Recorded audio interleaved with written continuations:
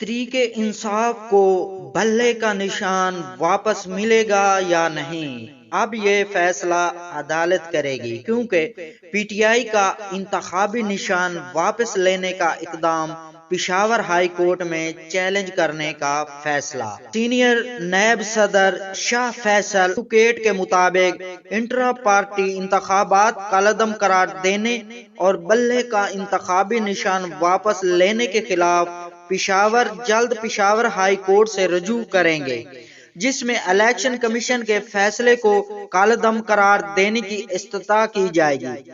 इतलात हैं कि इस हवाले से बैरिस्टर गौहर अली ने बानी पीटीआई इमरान खान से जेल में मुलाकात की है और मुशावरत के बाद हाई कोर्ट में दरख्वास्त दायर करने का फैसला किया है।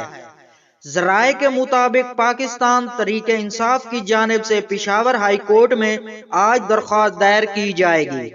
वाज़ेह रहे कि इलेक्शन कमीशन ने पीटीआई के इंट्रा पार्टी इलेक्शन को कालअदम करार दिया है और पीटीआई की पार्टी सर्टिफिकेट को भी ऑफिशियल वेबसाइट पर अपलोड नहीं किया, जिसके बाद पीटीआई से बल्ले का निशान भी वापस ले लिया गया है।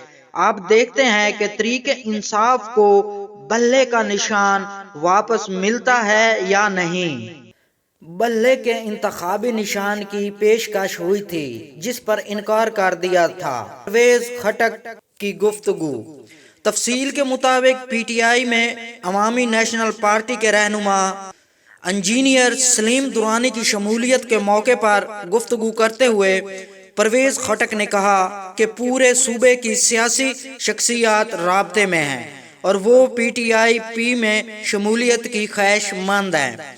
उन्होंने कहा कि मेरे दौर में सूबे की हालत बदल गई थी, मगर इमरान खान ने खैबर पख्तूनख्वा के अवाम को बेवकूफ़ बनाया और कबाइल के इलाकों से झूठी कहानियां बयान की।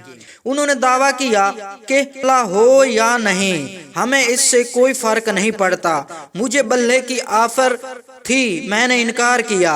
लेकिन दूसरी जानिब इलेक्शन कमीशन ऑफ पाकिस्तान के तर्जुमान ने परवेज खटक के दावे की तरदीद करते हुए उसे बेबुनियाद करार दिया और कहा कि इलेक्शन कमीशन की जानिब से परवेज खटक समेत किसी को भी बल्ले के निशान की पेशकश नहीं की गई थी।